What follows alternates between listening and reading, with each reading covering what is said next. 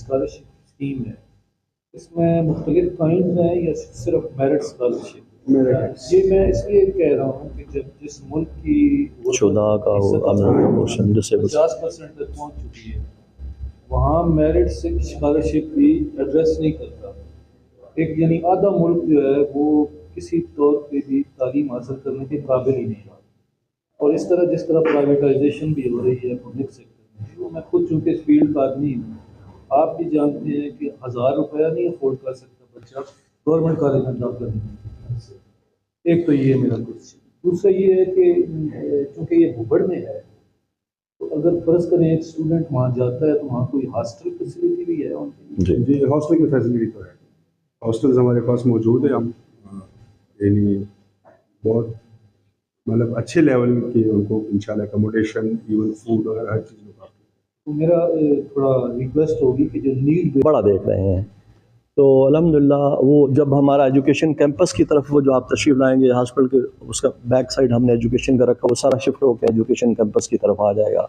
And then we will have more capacity for the hospital and it's going to go for 500 beds انشاءاللہ later آن.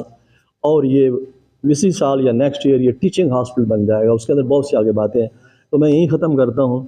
اب آپ کو دعوت دیتا ہوں کہ آپ کوشچن کریں. I can answer, we can answer. چکوالی میں آپ کا شکریہ ادا کرتا ہوں.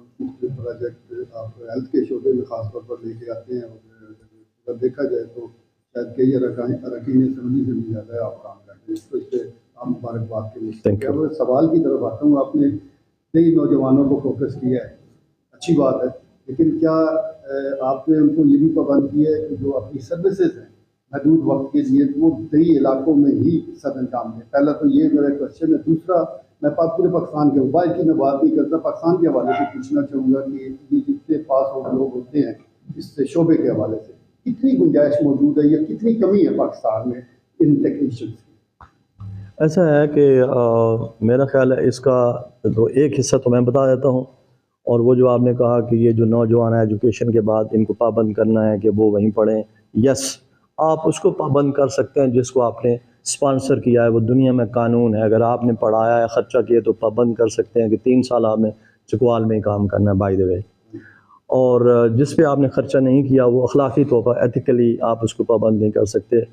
لیکن سارا تو پروگرام ہی سارا اسپانسر کرنا ہے. اینڈ ون ڈے ول کم بھی. میں اس ساری بات کے بعد ایک بات آپ کو بتاتا ہوں. You will be too happy, کیونکہ وہ مجھے ابھی جو ہمارے چکوال عوامی فورم بیٹھے ہوئے تھے پریونشپ اسکندر صاحب نے بات کی تھی، وہ بھی مجھ سے آپ پوچھ لیجیے گا ہم کیا کرنے والے ہیں. تو کوشچن ہے کہ وہ پابند تو نہیں کر سکتے، بٹ ادر